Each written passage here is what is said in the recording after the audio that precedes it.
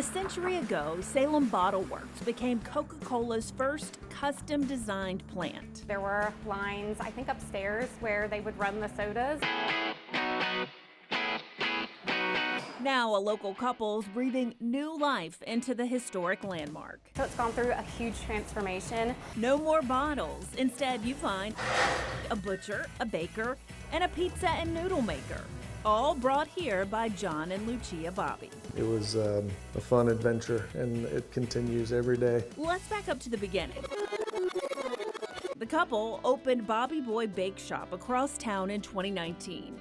The bakery became a huge hit, even earning a prestigious James Beard nomination. We had a lot of holidays where we were just like busting at the seams, and our little bake shop needed a breath of fresh air. Instead of expanding the bakery, the Bobbies found the empty Salem Bottle Works and embarked on a dream to open 4 restaurants here in just a year's time.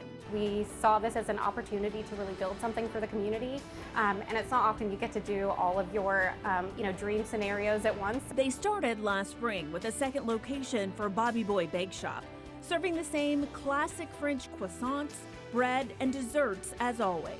What we're able to do here is expand our lunch menu, which we love. Adding freshly made sandwiches and soups like the French onion. That may be the best I've ever had, and I've had it in France. From the bread to the broth, they create almost every ingredient from scratch in-house.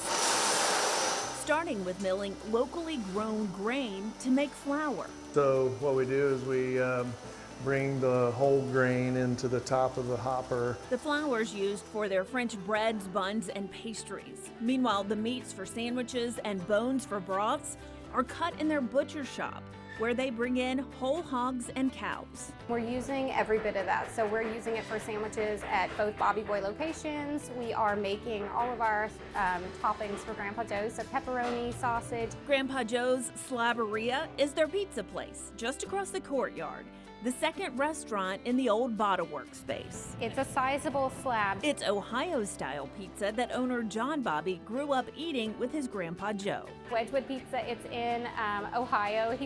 Their family's from the Youngstown area. So it's like sheet pan style pizza, thicker crust, topped heavily with beautiful items. Again, the meat toppings are made by the butcher and the crispy crust created at the bakery. It's a focaccia-style dough with a thick, pillowy center. Look at the bottom. Yeah, it's got to be nice and crisp and toasted. Customers can order a slice or a whole sheet to share. That's good pizza. It's something we all enjoy to eat, so everything that we do is food that we want to sit down and eat ourselves. And that brings us to the next new restaurant, Noodle Jube's, named for their older son, Julian. We have 2 boys, and they're both noodle heads. So the chef at Noodle Jube creates authentic Japanese ramen bowls. As you probably guessed, the noodles are made from the fresh milled flour. Then the ramen's rolled and cut daily. We're first and foremost a ramen bar. We have small bites, dumplings, and other snacks, but we focus on ramen. And these ramen bowls are not just noodles. The most popular ones packed with layers of flavor. It's a chicken broth, and it's mixed with a mackerel and tuna dashi. That comes with an egg and the pork belly, and then the little steamed fish cake on top called the Naruto. With all those choices, the Bobbies believe Salem Bottle Works can feed the whole family. I hope it's a space for everyone every day. And they're not done. Dale's Revisions will open this spring, featuring fine dining and event space. That makes 4 restaurants ranging from fancy to food court. The Bobbies say their plate is now pleasantly full. But I think we have enough to chew on for a little bit.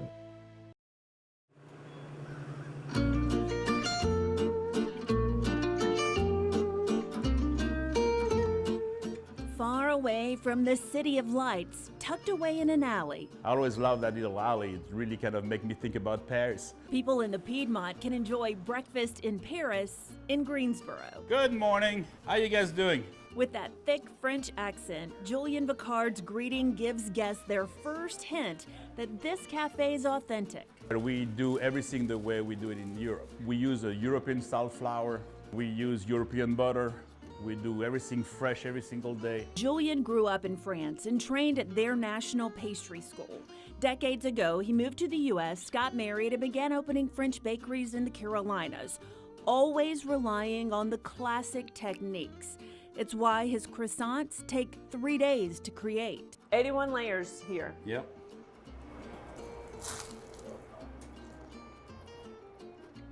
You hear how good it is. 6 months ago, Julian opened Breakfast in Paris and plans for this place to be his last. I'm arriving at the end of my career, so it's I've got a couple of years until retirement, but I want to leave something. So it's more and more important for me to teach what I know. So while he serves people pastries, Julian wants to pass on this craft to his employees. It's tradition, I think, for me. I had great teachers, I work with great chefs. Employees like Rai Karchidi and Naomi Oz neither had professional training or experience when Julian hired them. I knew about as much as somebody who would do it as a hobby would, but I feel like I had a real passion for it. I had a real desire to learn more about it. When I was starting to work there, I was like, I should be paying him. I'm not gonna get that kind of training from anybody else. And definitely not for free, where I just learned how to make croissants from scratch. It took Naomi 6 months to perfect the croissants. Meanwhile, Julian taught Rai, coincidentally, to bake all the bread. I love to teach.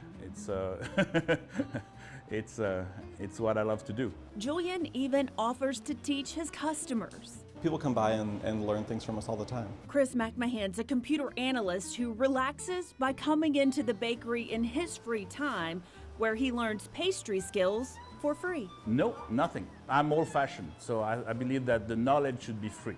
The employees say it shows the scope of Julian's generosity. He's a very unique person, I would say. He's very rare. He also gave his staff an incredible Christmas bonus, a trip to the International Pastry Expo in Paris this month. So they're going, I'm not. I'm going to let them discover by themselves everything they want to learn. And then when they come back, we'll talk about what they want to bring from what they saw here. No, I've never been, and I did not expect to go anytime soon. But I'm really excited that I get the opportunity. And ultimately, that's what this cafe is all about. A chance for Julian to pass along the art of pastry he learned so long ago. I opened it up because I wanted to leave it to them. So hopefully we'll be there when I'm retiring, and hopefully they'll teach what I taught them, and we'll keep on going like this. And at least for now, people in the Piedmont get a gift too, a taste of Julian's great talent. You want a chocolate one too? In Greensboro, Shannon Smith, Fox 8 News. Well, what do you want me to try? You can try as many as you like. Christina Blackwell loves watching new customers take their first taste of her cheesecakes. We've had people dance. We've had people curse. We've had people cry. My first bite made quite an impression. That is delicious. Saw the dance. I did a little dance. The creaminess is so good. So good, I couldn't stop.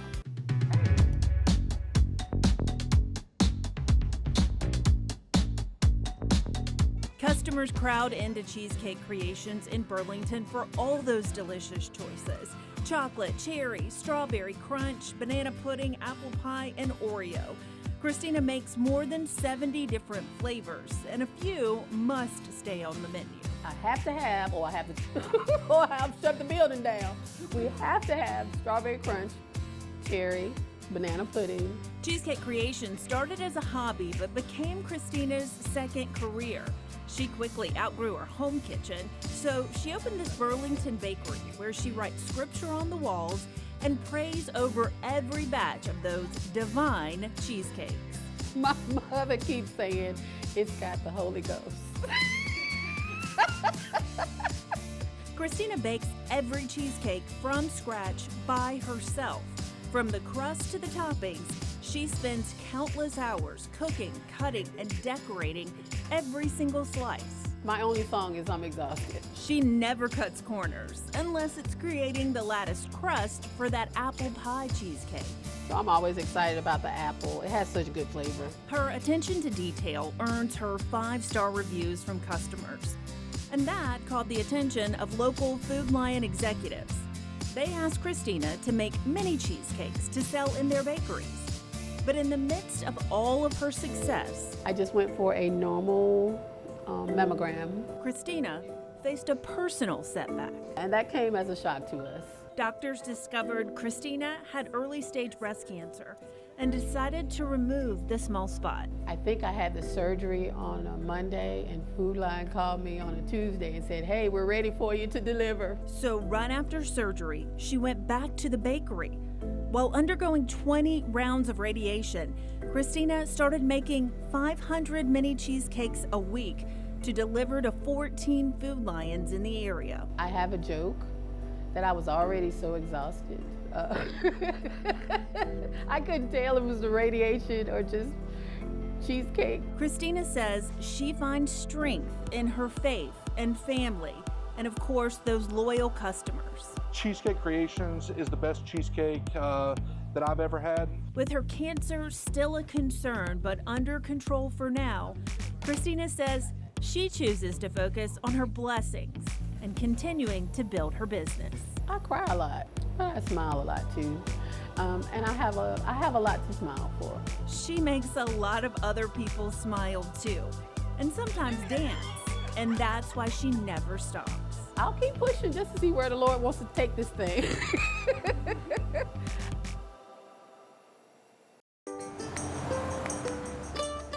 At Blue Sky's Creamery, the Coffee Toffee creates a lot of buzz. The Hello Darkness causes customers to sing. So good, it's so good, so good, it's so good. But the Bee's Knees is by far the best seller. That's really good. Good enough to make people move, even across the country. And this is the ice cream that caused us to move from Texas to North Carolina, like to start this whole venture, so. And you're still eating it. Yes, 4 years ago, Brett Bites and his longtime friend Alan Maui hatched a plan to quit their successful but stressful careers in higher education in Texas and Colorado to create an ice cream business from scratch. What I told him was like, I'll go just about anywhere where cost of living is decent and it's not Florida. But first, they had to convince their wives, and it was a tough sell. These two had no culinary background and had never even made ice cream.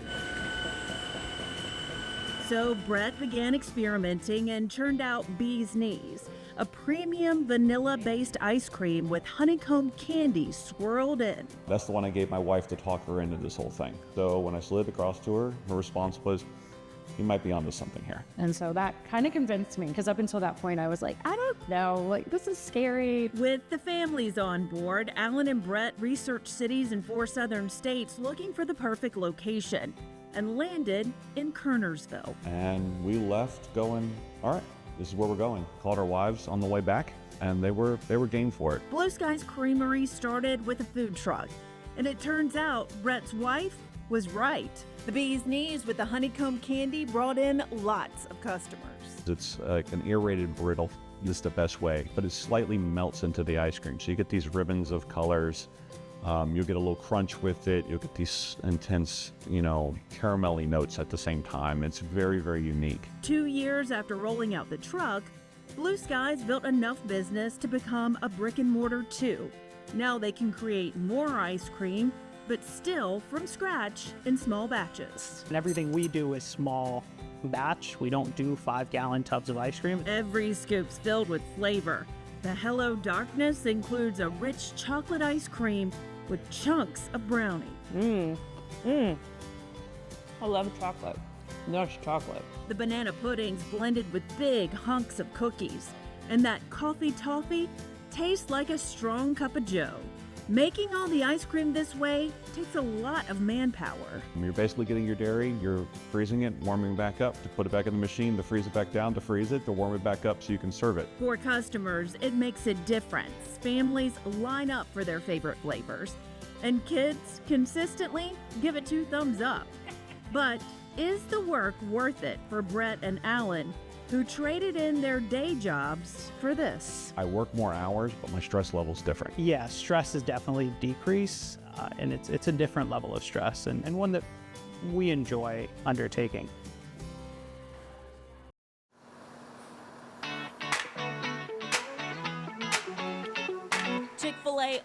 wants you to eat more chicken. While everyone loves the famous fried original, the chicken sandwich chain's testing a new version called the Sweet Chili Lime Crunch. And people in the Piedmont are the only ones who can try it. I stopped in a Winston-Salem location. Slaw on the bottom, a sweet chili sauce on the top, good sauce amount. So there's some lime in here too. I guess this is maybe in the slaw. The slaw combines cabbage kale and ginger lime dressing. The chicken can be the fried, grilled, or spicy filet. I ordered the original. Let's give it a try. Let's be a tester for Chick-fil-A. Oh, good. That's a good combination. Lime, sweet chili. It is not spicy.